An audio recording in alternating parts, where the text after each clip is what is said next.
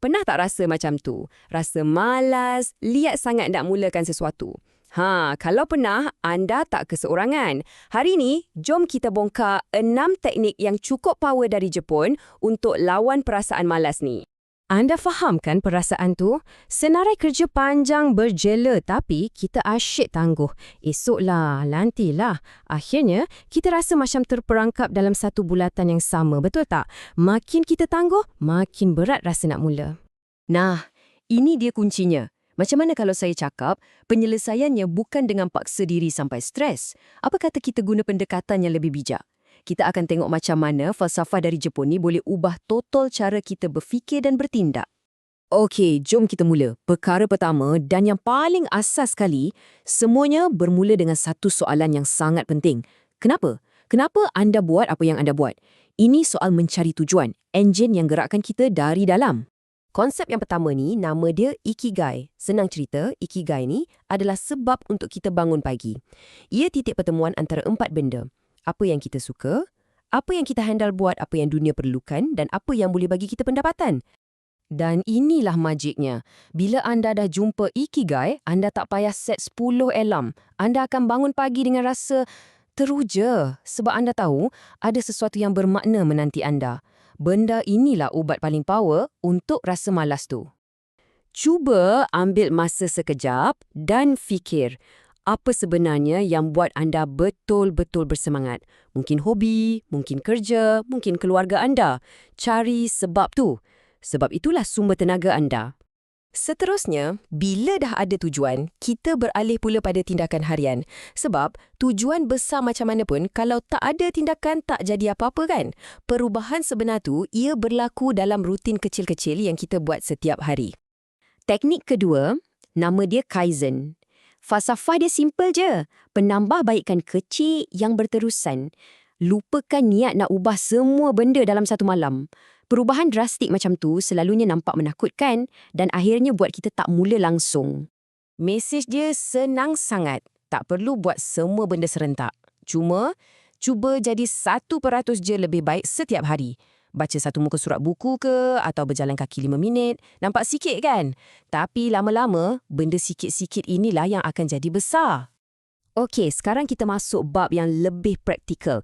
Macam mana nak kekal fokus? Ada satu alat best. Nama dia teknik Pomodoro. Cara ni sebenarnya untuk pecahkan kerja yang besar tu jadi sesi-sesi kerja yang pendek dan lebih mudah diurus.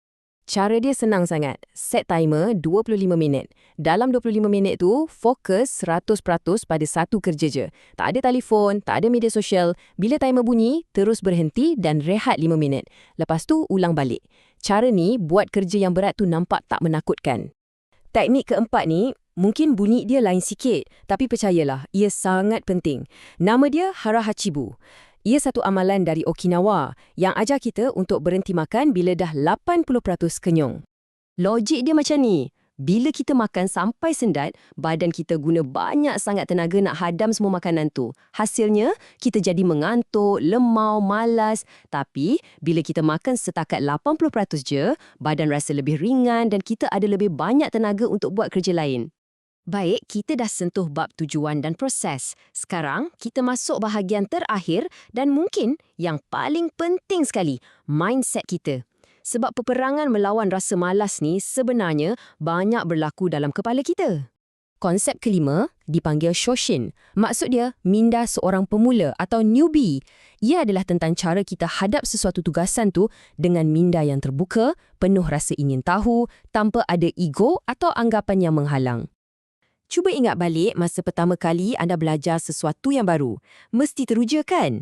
Itulah tenaga Shoshin. Bila kita letak diri kita sebagai newbie, tekanan untuk jadi sempurna tu hilang. Ini menjadikan segalanya lebih mudah untuk dimulakan dan lebih seronok untuk diteruskan.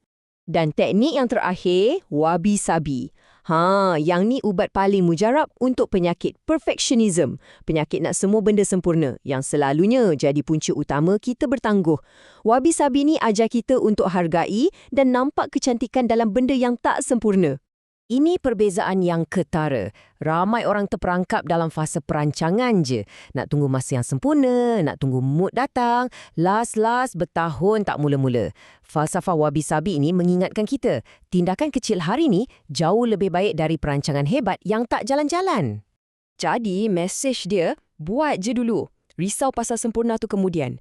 Jangan takut kalau draft pertama tu nampak tak kemas. Memang selalunya macam tu. Yang paling penting, dapatkan momentum. Nak perbaiki, nak tambah baik, semua tu boleh buat nanti.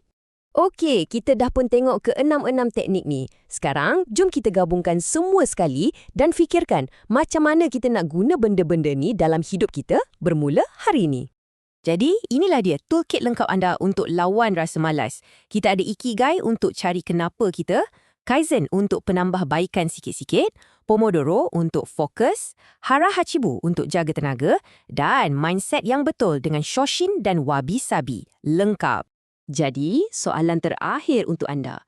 Anda tak perlu buat semua ni serentak, pilih satu sahaja. Mana satu teknik yang rasa paling kena dengan anda sekarang? Apakah satu langkah paling kecil yang anda boleh ambil hari ini untuk mula bergerak ke hadapan?